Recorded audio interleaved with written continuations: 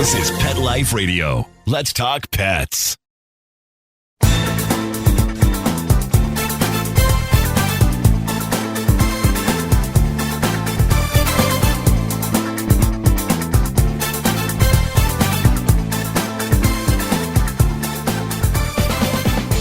Hi everybody, Cheryl K from Unleashed.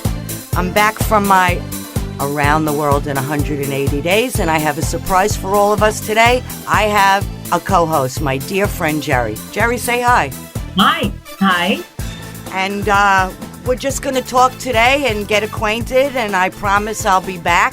We're going to do this regularly, and we'll tell you about our own experiences with pets in life. And I thought it would be good for Geri to to give you a little insight in who she is and some of the pets that she's had. So, Geri, take the phone. And so actually, you might hear one of my pets. This is Marty's in the background, and he's an older dog that I have about 2 years now.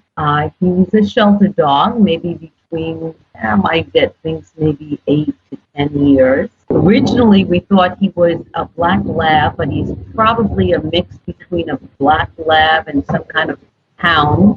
And he's a sweet old guy. He's been a little bit of a challenge, but he's so worth it. And I think that your listeners are really, it's just a wonderful idea to adopt an older dog. So I'd like to hopefully encourage your listeners to do that. He's just grateful, and I think the dogs that are a little older just want to please you, and they work hard at doing that. So yeah, I love older dogs, and especially, when the owner is older. I mean, unless you're 22 years old, because dogs could, I had a collie that was 13 years old. I had a poodle that was 16.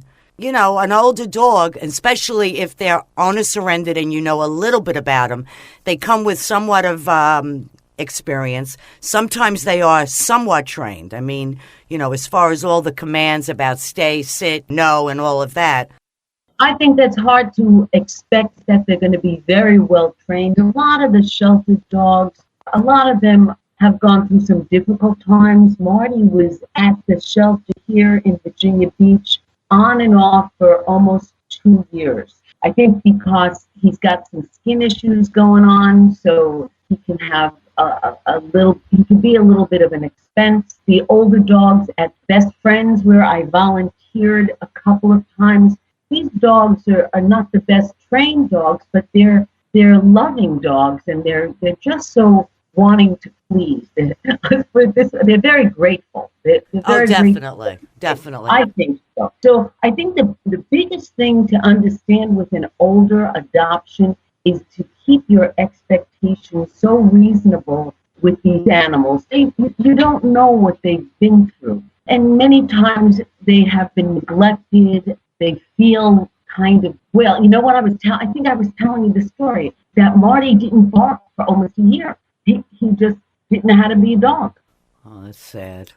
Because that's how they express themselves besides their tails. Right. He was in the shelter for so long that he forgot what it was like just to be a happy dog.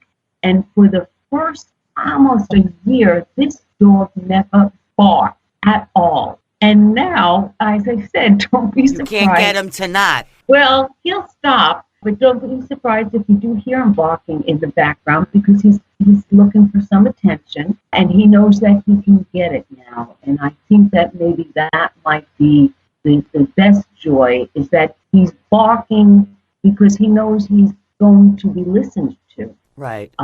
But you take him for a lot of walks during the day. You're not an owner who just lets him out to pee in the backyard and come in. You walk him, right? No, he's a big dog, so he needs the exercise. But I happen to be a person that likes to walk a couple of miles a day, so this dog was a good fit for me. And that's another thing I think that your listeners have to zoom in on, and when they go to adopt a dog, it has to be the right fit so the dog doesn't go back to the shelter. So if you're not a very energetic person that's going to walk 2 or 3 miles a day, you don't get a 70, 80-pound dog that needs to really exercise. get a smaller dog, and you'll have, your personality. I think that, our animals kind of reflect Oh, our definitely. personality. And it's very healthy to walk the dog because I think it was, I don't know where I saw it, probably online somewhere or on the news. This one man was so heavy, his doctor told him, if you want to live, get a dog and you better walk. And now he's on another dog, but he walked for years and he lost a tremendous amount of weight. Plus he got out, plus he met people because it's socializing. I think I read that story online. I agree. It's amazing. It's amazing what a pet can bring to your life. Yeah, absolutely. that you live longer when somebody counts on you, when they know you're coming home, and you know you're coming home. I mean, they have mugs that say, "Not tonight. I have plans with my dog." I mean, it's real. It's a real relationship. Who doesn't want to cuddle up on their couch with their pet? Now I have, two cats. I have Daniel Boone, the Maine Coon, who I shaved as a Marine because he was just so matted and knotted. And I do brush him twice a day, but they have so much hair. First, I thought it was the rug, laying on the rug. Then the rug is gone. Then I couldn't understand why it was the floor. And what I think it is, this last year, I wasn't able to have him groomed. But every other year, I get him shaved twice a year. And I'll tell you, I looked at him like today, and it's like his hair is growing back overnight. And this happened months ago. He was a Marine for a long time, but now it's growing back, so now we could resume brushing. And, brushing an animal, they love it. I mean, even cats love it. I mean, they'll follow. I show them a brush, like you use the COOKIE. I just have to say brush, and they wait, and of course he's got more hair, so he gets more time with the brush, but they absolutely love it. Now, do they like baths too, cats? Well, they don't like baths, but don't like baths. I'm a little stronger than they are. And the sink is a little higher because I do it in the kitchen sink. I've done it, they're like frozen in space. Their arms get outstretched and you can't move them. But I happen to have a double sink, so I could have the water run on the right, and with the plastic, like a little cup, I wet them. And then once the water goes off and you could brush them a little or use a comb, and I dry them, that's fine. But it's just like a dog, you wrap them up with the towel. But I saw someplace that the key to bathing a dog, if they're a hard sell, and, they have these new you told me this, I think. Peanut butter on the wall inside the bath or shower. That is brilliant. That is a great idea. And hopefully your animal isn't allergic to nuts. No, that would be a problem. And that's really a great gimmick to get them to stay still at least long enough so you can lather them up. Marty's big, so I'm lucky I take him to a self-wash here in Virginia Beach, and I could just walk him into the tub rather than bend down. Right. My friends last night were telling me there's one around here, and it's even raised, so it's more comfortable. It's like, like $10, $15 out. It's so wonderful. Whoever wants to start a great little business, that's the business to be in. Those self-care dog and pet groomers. Like a walk-in groomer. It's great. Yes, it's great. It's absolutely great business. I think more and more people are comfortable having their pets for long periods of time. I think that it's a great industry to be in, and I think that they have these buttons and bows or some kind of. They have all catchy names, but it's a huge van, like a food truck van, But they come to your house and they do it inside the van. Oh, yes. I've seen a mobile pet grooming van around here as well. Again, it's just anything to make that companion, your animal companion, a little easier to take care of. There's no stress.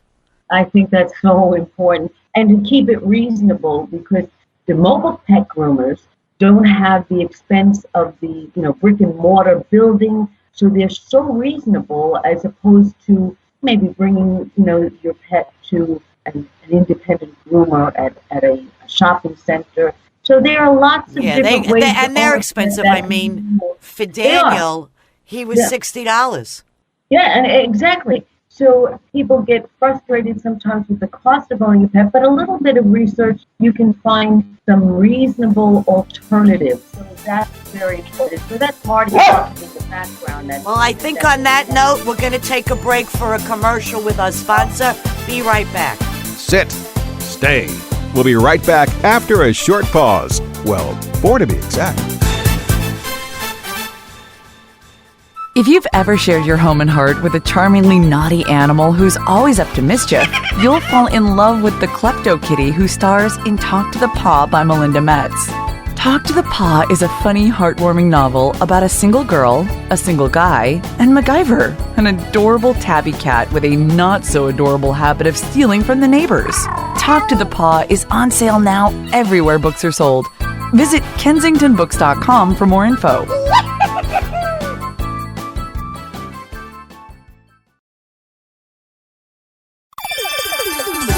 Let's Talk Pets on PetLifeRadio.com.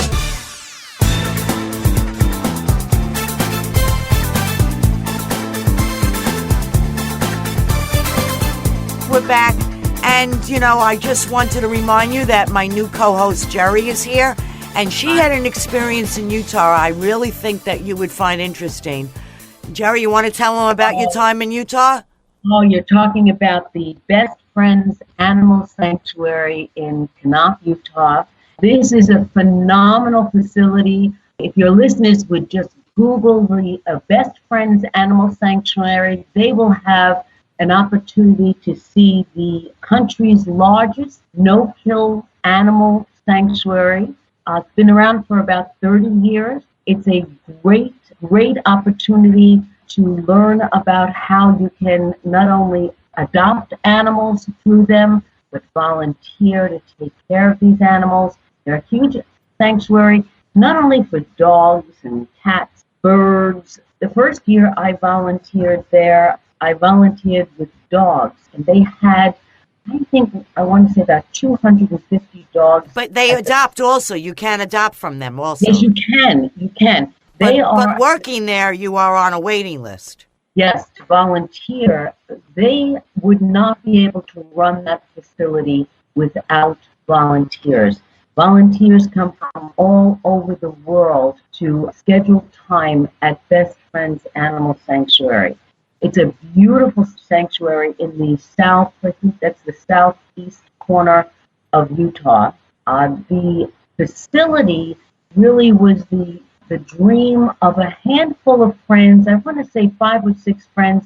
You can get the story online if you Google it. 5 or 6 friends about 30 years ago just were set on establishing a place where animals could be safe without having the threat of being put down. In most of the shelters around the world, they were put down. And that was their dream, and slowly they acquired land in Utah and established this sanctuary, It's a beautiful area. Now, do they get a lot of animals adopted out of there? Is it successful with their adoptions? Because I know people come like on a Sunday afternoon, even if they're not looking. I mean, people come just to see. Oh, people come from all over. Because my friend Victoria lives near there, and she's been there maybe 3 or 4 times. She likes to go there. Yes, and the last time I was there, I worked with rescue horses. They have facilities that thousands of acres in this area, and they require hundreds of volunteers at a time. So this is a wonderful opportunity for anyone who loves animals to go online, and they walk you through what you have to do to apply to volunteer there. First thing is no allergies. Well, that would help unless you want to take some allergy medication. I guess you could. I mean, sometimes, it's so funny. I've always had pets. In the past, I've had cats, I've had dogs, I've had iguanas, we've had guinea pigs, we've had rabbits. And at different times, sometimes I think I react. I have some congestion. I could have a reaction, but, I'm pretty easily remedied with over-the-counter allergy medications with that. But if you have an allergy to cats, you just could say that you don't want to work with cats. You want to work with dogs or birds. I think that was the biggest surprise to me, was how wonderful the birds were to work with. You mean they have parrots, right? Oh, I was going to tell you, Cheryl, that was very interesting to me. Because they live a very long time, parrots. That's exactly what That's the key. They could outlive you. And now they're using them for soldiers that have, symptoms of post-traumatic stress. Yes. I think there's a facility or someplace in California that, because they are very social birds, and these veterans go in there and they take care of, or they just hang out with them, or they know them. Birds are smart. I mean, many animals are smart. But, they are. And it really does help them. And I think there's also a place in Canada that also has, because when, if the person dies, these birds, first of all, unless parrots like that, and some of them are huge, they're just not for show to take a picture with. They require a lot of attention. And they could live 75 years. Oh, yes, 75, 80 years. This was a surprise to me. I didn't realize. And that was why they had such a high number of birds in the animal sanctuary that required so much work and so much attention. And it really was heartbreaking, because people did take them into this country and not realize the amount of time and how long they live, and the amount of effort to take care of them. And then they released them. So Best Friends gets them into the sanctuary. And of course, it's a no-kill facility. So whatever animal they take in, that animal is going to be there until that animal passes away. Or is adopted. And they do a lot of adoption. They were the organization, I think 2020 did this show on them, that they took in Michael Vick's dogs, the pit bulls, and they were the organization that rescued those animals and was able to rehabilitate a good percentage of those animals that they were adopted out. They are called the Victory Dogs, after the name Michael Vick, and they have a wonderful documentary about the Victory Dogs, about the work they put into rehabilitating these wonderful animals that were adopted out. So Best Friends is a wonderful place to visit. It's a wonderful place to support. It's on my bucket list, but I'd work with the dogs and another time with the horses. I mean, yes. I have cats. I mean, I love cats, unless they're big cats. Do they have big cats? No, they don't have wild animals. These are all domestic animals. Even one year I had to work, well, I didn't have to, I volunteered to work in the back with the rabbits. I couldn't believe how many rabbits that must have been. There were a lot of rabbits in the back. The few wild animals that they care for are injured and are brought into the facility, but that's a very small portion of the property. They have vets on hand and whatnot? Oh my God. The medical facility, the hospital is state of the art. As I said, I would encourage anyone to Google it. You'll see the history behind this organization, where your donations go, the amount of work they put into taking care of these animals. Then this was another thing. Even if the animal was an older animal, again, it's a no-kill facility, so some animals there a long time. Those animals are still socialized every day. We take them out. We socialize them. They work with trainers every day, whether the animal is 8 or 10 or 12. That dog is still learning and still being God bless them. They're wonderful. They really are wonderful. So I look forward to going back sometime this year, in 2008. All right, hold that thought, Geri. We'll be right back after a sponsor. Okay, time to call off the dogs. We'll be back with more biting topics right after we kibble a little with our sponsors. I love cleaning the litter box, said no one ever. Luckily, there's World's Best Cat Litter, the litter that promises less mess with less litter. Only World's Best Cat Litter uses the concentrated power of corn to quickly trap odors in tight clumps. And quick clumping means you never have to chisel or scrape the box. Less cleanup with less wasted litter? That's a litter bit amazing. Save $2 on World's Best Cat Litter. Visit www.saveonworldsbest.com. Does your dog itch, scratch, stink, or shed like crazy?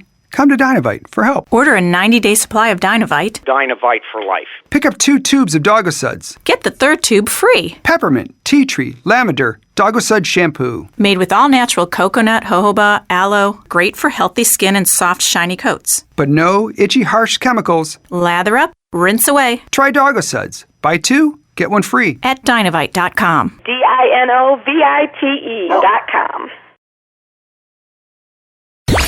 Let's talk pets Let's talk pets on Pet Life Radio. Pet Life Radio. PetLifeRadio.com. We're back, and we're going to close now with this show. I hope to see you back again. Geri, say hello and goodbye. I have enjoyed it so much. I hope to do it again. I hope so too. Is Marty there? He's there, but he's busy with the phone right now. Good. So I'm not sure he's going to say goodbye, but I'll say goodbye for Marty and wish your listeners a wonderful day and talk again. And we'll see them next time. Thank you, everybody. I want to thank Mark, our producer, and remember to live life unleashed. See you next time. Bye-bye. Let's talk pets every week on demand. Only on PetLifeRadio.com.